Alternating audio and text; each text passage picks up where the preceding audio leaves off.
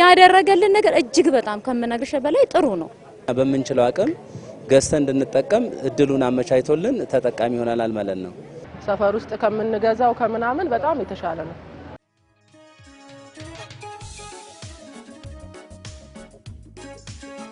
ሰፈር ውስጥ ከምንገዛው ከምናምን በጣም የተሻለ ነው።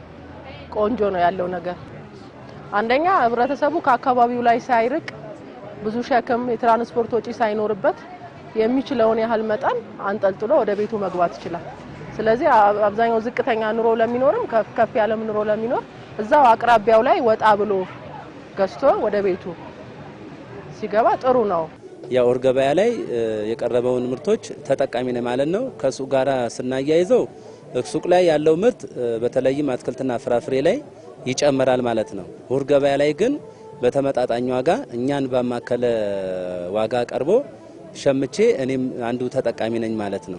በተለይም ያው በመንችለው አቅም ዋጋም ተለጥፎላቸዋል። እዚህ መንግስት አቀረባቸው ገበያዎች ላይ ነጋዴው ማህበረሰብ በእኛ ላይ እንዳይጨምር በዛም የክትትልና ቁጥጥር ባለሙያዎች አሉ እኛን የሚደግፉ ነዋሪዎችን። ስለዚህ ምርቶችን ገበያ ላይ ወስደን በርካሽ ዋጋ እየተጠቀምን እንገኛለን። ውጭ ላይ አሁን ለምሳሌ ያለው ገበያ ይጨምራል። አሁን ገበያ ላይ ደግሞ ዋጋው ይቀንሳል ማለት ነው። እኛ በመንችለው አቅም ገዝተን እንድንጠቀም እድሉን አመቻችቶልን ተጠቃሚ ሆናል ማለት ነው። መንግስት አመቻቸው ገበያዎች ላይ ያንዳንዱ አትክልትና ፍራፍሬ አትክልቶች ዋጋቸው ተለጥፏል።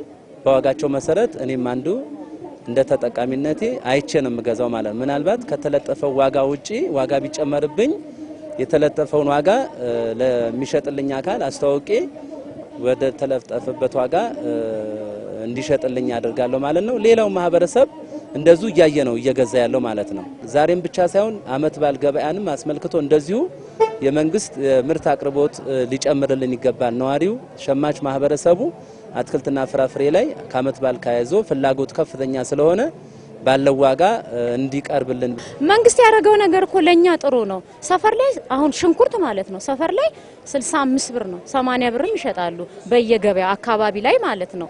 እዚህ ስንመጣ ስንት ነው የምንገዛው? 40 ብርና 45 ብር። በጣም ልዩነት አለው። ቅርብነን መተን መግዛቱ ነው ለኛ ጥሩ።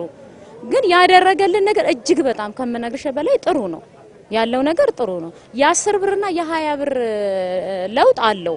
ስለዚህ ይሄንንም ተጨማሪ ነገሮች ቢኖሩ ጥሩ ነው የኔ አስተያየት። ያለው ነገር ጥሩ ነው። ቅናሽ ነው ሰፈር ከምንገዛውም ቅናሽ ነው። ግን አሁን ሌላ የተሻለ ነገር ከሱቅ ደግሞ የሚጨምርብን ነገር እዚህ ቢኖርልን ጥሩ ነው።